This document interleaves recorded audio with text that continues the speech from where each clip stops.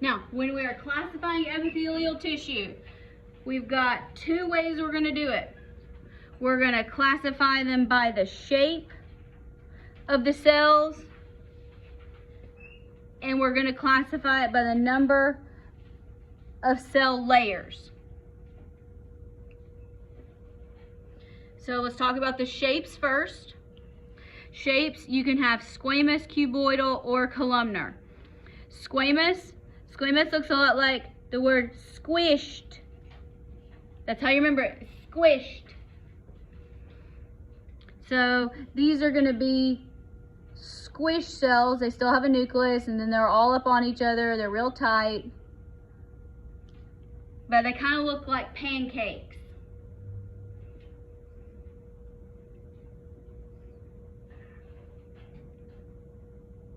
So they're very thin, so it doesn't take much for things to go in or out across that cell layer.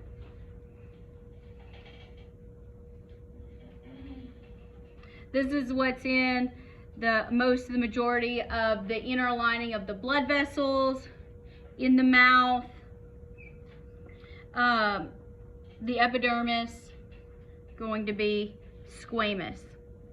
Cuboidal, like a cube. So it's going to look like, if you have, here's your basement membrane, they're going to be little blocks. And then they've all got a nucleus and they're lined up together.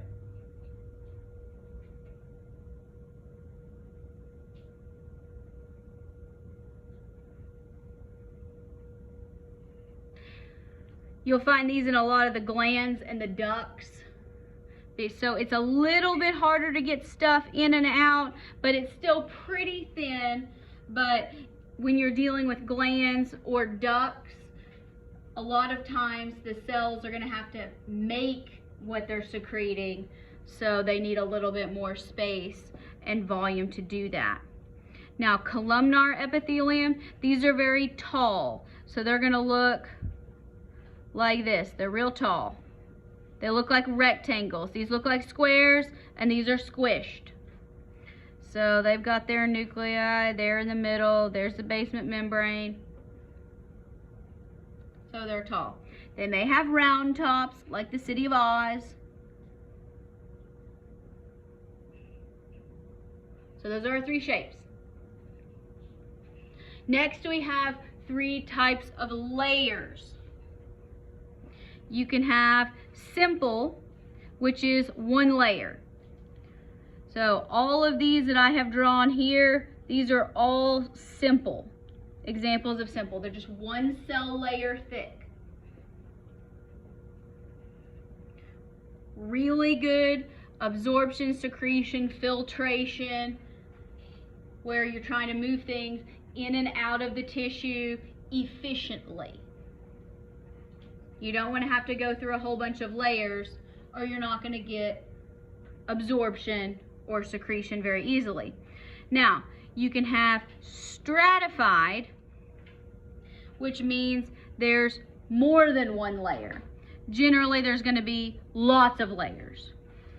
The most common place you're going to see this is stratified squamous. So you're going to have your squamous, and it's all just going to be all up on each other, kind of like that. And then they've got their nuclei. So lots of layers. That's good for protection. Most of this in the skin. I'll talk about some other places you'll find it as well. Now, you can also have pseudostratified. This happens only with the columnar cells, and so you only have one layer, but they're different heights, so it kind of looks like there's more than one layer. So a pseudostratified, I'm going to draw it kind of right here, you're going to have them in several different heights. Some are real tall, and so it's kind of like the skyline of a city is how you would kind of think of that, but there's really only one layer, but it looks different.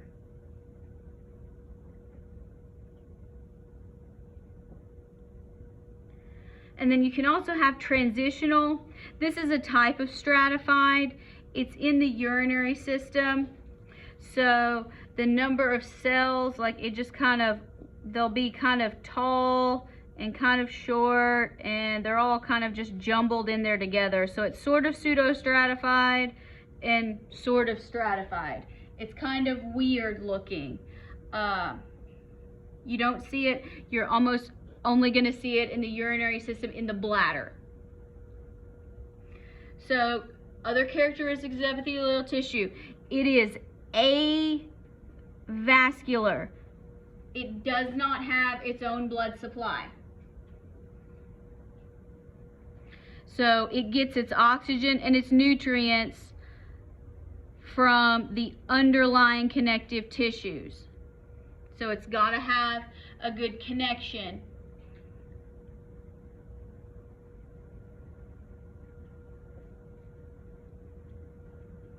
So it does not have a blood supply. However, it is innervated. It does have nerves. There are a lot of sensory nerve cells and nerve endings in epithelial tissue.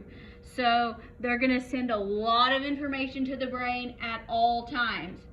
If you're not really sure, look, you can touch your skin, you can feel different things. So you can feel somebody, you can feel touching, you can feel pressure. So if somebody pinches hard, how hard someone's touching you, or if they smack you. Temperature, you can tell the difference between hot or cold. Pain, if something hurts or doesn't. So lots of sensory information. This is not just in the skin. This can also come, in the GI tract. My stomach hurts. I need to cough because there's things that are clogging. All that can come and be generated from epithelial tissue. Because these are linings. These cells, very high capacity for mitosis. So they're constantly dividing so they can repair and heal and just replace, because the skin's constantly being sloughed off, so constantly being renewed. If you don't believe me, anybody ever done like one of those exfoliating masks or something? It's going to make you look younger, make your skin look fresh.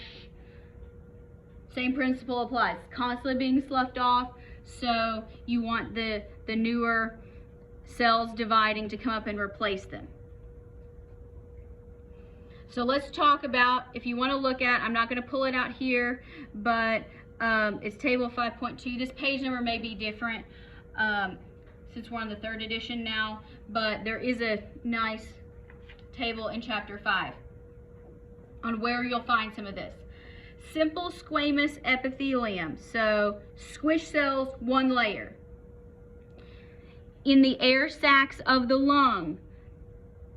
That's very important. So here, let's kind of draw what it looks like. Here's our one layer here.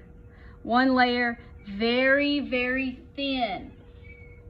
Because when you get way down to the base of the lungs, you need oxygen to go in. We're going to say this is the blood, and we'll say this is the lung. So we need oxygen to go out of the lung and into the blood, and then we need to be able to exchange carbon dioxide. These are gases. They need to be across the smallest barrier possible. Same thing in the blood vessels, only instead of exchanging air, they're exchanging nutrients and waste. So again, we're trying to get stuff across efficiently. So diffusion happens, active transport, passive transport across the smallest space. You want to try to be energy efficient if you're doing active transport. In the lining where you have a serous membrane, want to be able to excrete the actual serum, the mucus there. So things where you want to cross quickly and efficiently. Simple cuboidal. This is really good. It's gonna look like the squares here. This is good for filtration. See it a lot in the kidneys.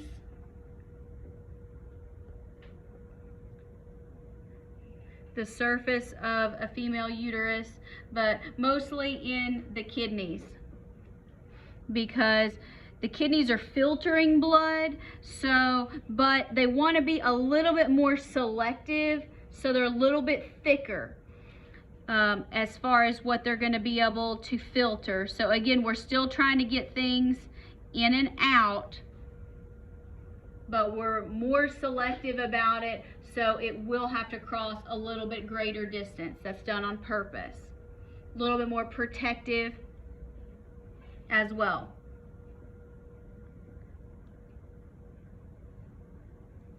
Columnar epithelium, primarily you're going to find it in the digestive tract.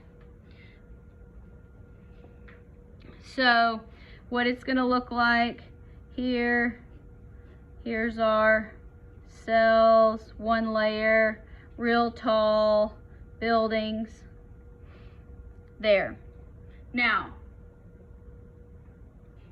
here, if this is the blood, and so this here would be like the lumen, the interior of the GI tract. These cells have very dense, those microvilli, so that they're not hairs, they're just projections. They look like fingers. Have you ever played with trolls? Kind of like the troll hair. Somebody knows what that means. So it's just going to increase the surface area that's available, make them more efficient at absorbing. Also within the digestive tract, you have these like goblet cells. I'll shade this one and say it's a goblet cell. And it's actually going to secrete mucus. So this will be our goblet cell. Still in the epithelium, still one layer, but instead of absorbing stuff, it's secreting. So in the lumen of the GI tract here, you have food, and we want our food to go into the blood, but we don't want our blood to go out into our food. So we got these finger-like things here to help grab the food and pull it in.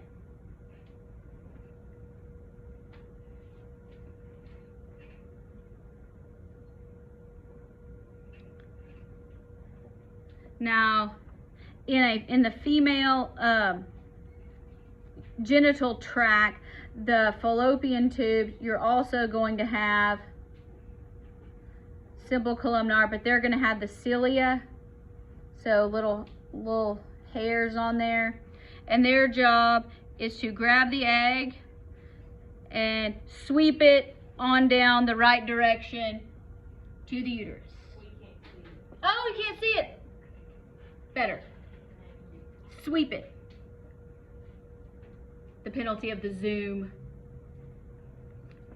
So these kind of look like eyelashes. So there's the egg. We want the egg to go one direction. If that doesn't happen, can end up with an ectopic pregnancy, and that's bad. So that's a ciliated, this is microvilli. Now if you can have the pseudostratified columnar, which is what we've kind of seen before. So here, they're different heights, looks like a city skyline.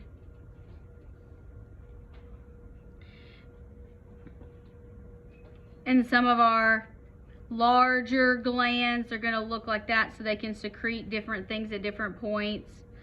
The most common pseudostratified is going to be in the upper respiratory tract. These also have eyelashes. They also have cilia. Their job is to catch dust particles, allergens, all the things that you blow out your nose pretty much. Or when you have allergies and there's mucus, it's to sweep it out of the lungs. So the goal is to keep the lungs as clear as possible. So you got these little hairs here, and notice at different levels they're going to be able to catch different things. So some might catch dust, some might catch, I don't know, bacteria. The air we breathe isn't particularly clean, so the upper respiratory tracts, that'd be like in the nose, the trachea, on down here to the throat.